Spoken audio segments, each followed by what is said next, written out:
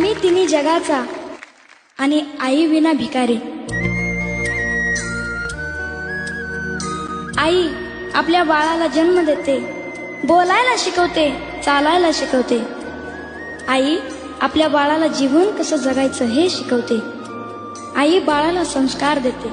मागू कसा मी. आई म्हणजे दारातील पवित्र तुळस आणि आई म्हणजे वेदनेनंतरची पहिली आरोळी. अन मागू पुन्हा कर्तृत्वाला पूर्ण करीत जी खंबीरपणे उभी राहते ती म्हणजे आई. आपल्या बाळाच्या मुखात जाणारा घास पाहून जिची भूक नाहीशी होते ती म्हणजे आई.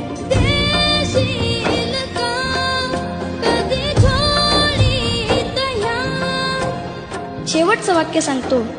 आयुष्यात जी आपल्या बरोबर असताना तिची किंमत कधीच कळत नाही आणि ती गेल्यानंतर तिच्याशिवाय कशालाच किंमत उरत नाही.